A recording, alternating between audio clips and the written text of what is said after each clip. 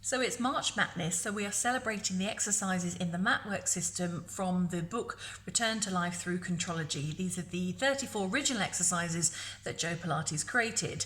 But what is it that the mat exercises really should be doing for you? And what is the information that you should be learning and taking away? Whenever you are in your studio session or at home working out, if you are on the mat or if you're on the reformer, they have a distinct order to them. And every time you're working out on the mat, you should be using that as an opportunity to practice and to learn and understand the things that are perhaps going wrong for you in your body on that day. And I say that because every day might be slightly different. We might have a bit of a stiffer back sometimes. We might find that we're a bit weaker. Some of the shapes aren't working as well as they did yesterday. So each time you are on the mat, it's a chance for you to feel and discover what is it that's going a bit wrong. Maybe your rolling shapes, rolling backwards and forwards, aren't very round. Maybe as you're rolling down, maybe as you're rolling back and roll like a ball, they're not very supple and very round. So perhaps that's telling you that you should be working on opening out the body, starting to make that shape a little bit more even. Notice perhaps in the roll like a ball, the upper back might roll smoothly and the lower back isn't. Perhaps that means to you that your pelvis is actually slipping slightly forward and we need a little bit more help with the tailbone action and pulling up on our abs. Perhaps the mat work is telling you that you are falling out of control. So perhaps you can bend and stretch okay, but you're pancaking over your thighs, or maybe at the top of your roll like a ball, you will fall forward and put your feet on the floor. Maybe you're doing exercises where you can't control it, your body's moving forward and backwards. That might be telling you need to work on reining the exercises in a bit, making the framework a bit smaller, tighter, and working really on your stability and strength and less on just pushing through your flexibility. But sometimes the mat work exercises will tell you a lot about what's going on outside in your life as well. When you're working in your mat, you are using your breath, and the breath is what links the mind and the body together.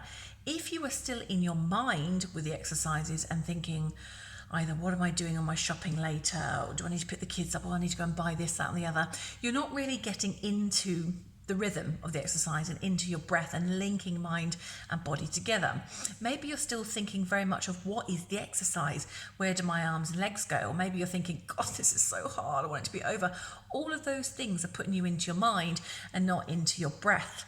By being into your breath, it helps to calm the body down, reduce inflammation, and get a nice fluid, strong fluid movement going in the body without feeling too shattered.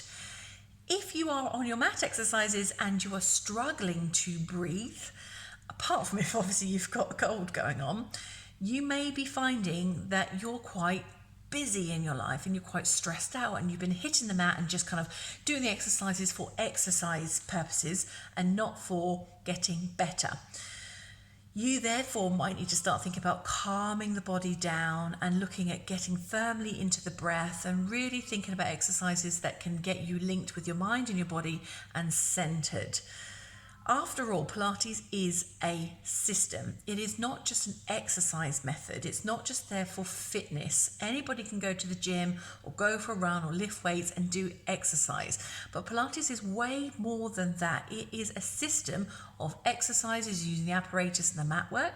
It is also a system that unifies and links the things together with breath and with mind and body. And it teaches you about your body. And that's where it comes in very strongly, is understanding what you do on your mat should be telling you and educating you about the body that you've got on that day, and perhaps the things that are going wrong with it, and perhaps the things that are happening for you in your life. And that means that your mat exercises can therefore affect your life in a positive way.